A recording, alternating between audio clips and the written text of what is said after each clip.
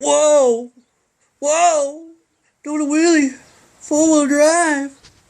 Nah. Hey, y'all. It's a public kicker. I guess it's going to be like update, like 5, 6, 7, somewhere around there. I think it's actually update number 5.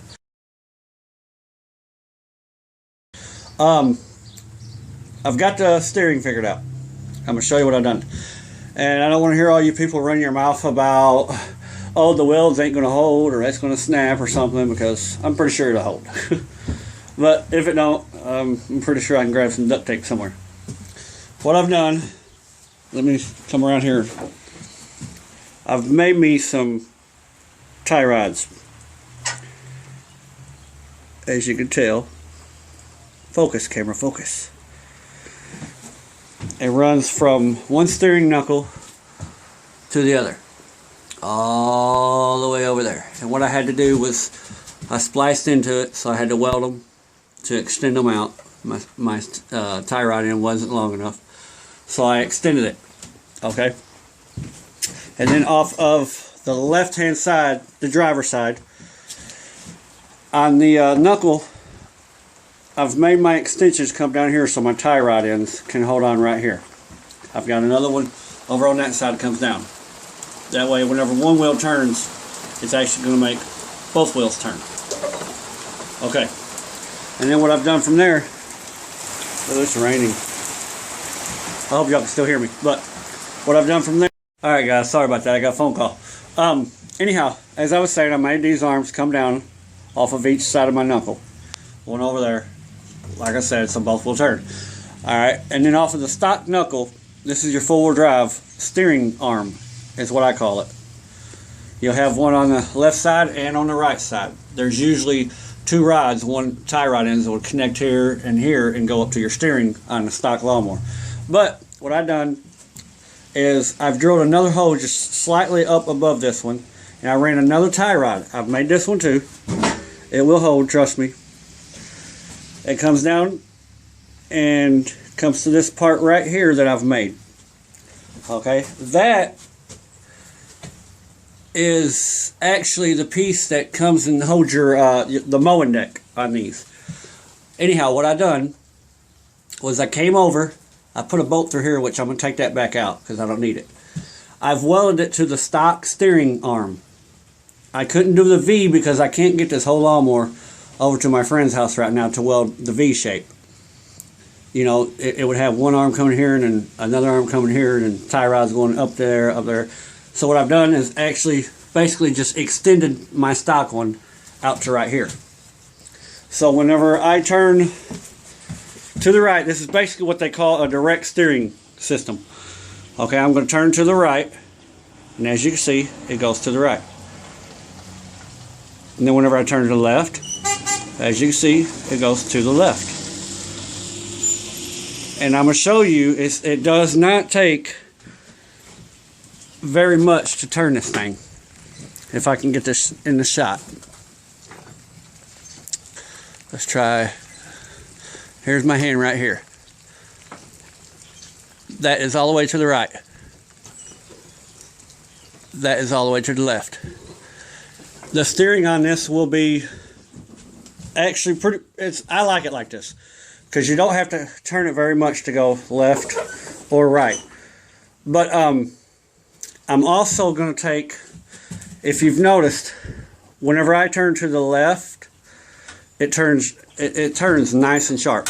You know, it actually touches right there, which that's actually going to be my steering stop, as you can tell. That's to the left. But when it turns to the right, if you'll notice, that right there gets tight.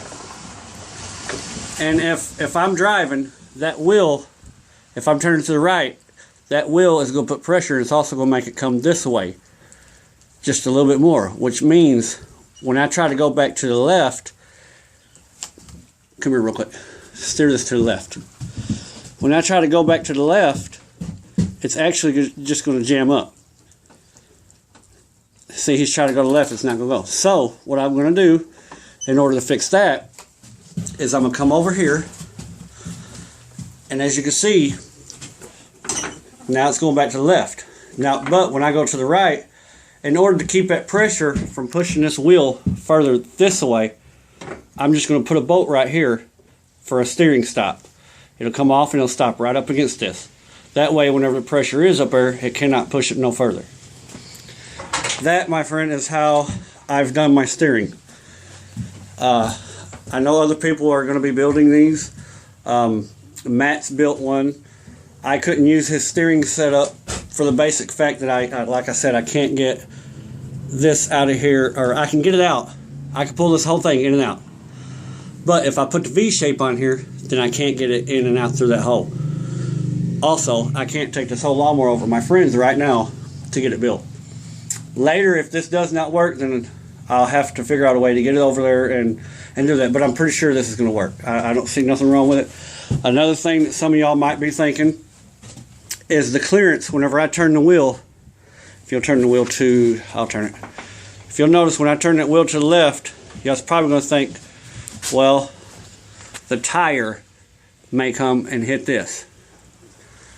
That's not going to happen either, because whenever I get my steering axles, they're going to come out just a little bit, and then you got your rim, it's going to set off. Okay, that tire is not going to come down and hit that when I turn it. I've already figured all this mumbo jumbo stuff out. So, but if this will help any of you all, I hope it does.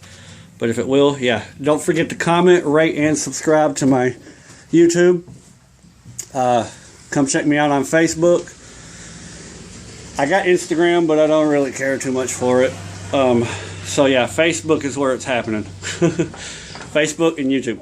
But that is my steering setup, and I don't see nothing wrong with it. I've also got it to where the reason why I wanted to put these on here so I can adjust my, the toe in and toe out, whatever, camber caster, whatever you want to call it. But anyhow, yeah, that'll work.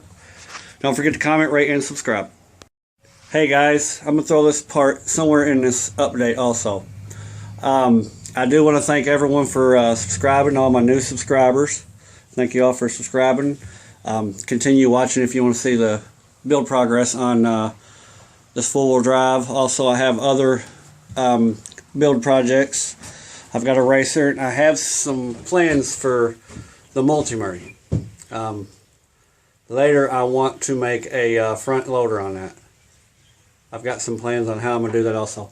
Also, big shout out to Darren Taylor. Let me get this box open here. I don't think he wants everybody to know his address. If he does, he can give it to you. There we go. Okay. He has hooked me up. As most of y'all know, that bottom transmission right there, second gear is completely stripped in it. So, he's hooked me up with second gear. Sent me one. I got it in the mail today. So, thank you, Darren, for that. Really do appreciate that, man. You don't know how much I appreciate that. So now, what me and him is going to do, tear that rear end out and insert the gear. Alright, thank y'all. Coming straight up out the woods where I love to stay. It's that country white boy that you love to hate. Pushing them four-wheel drives cause we love some mud. And when we party, we ain't stopping till the sun come up.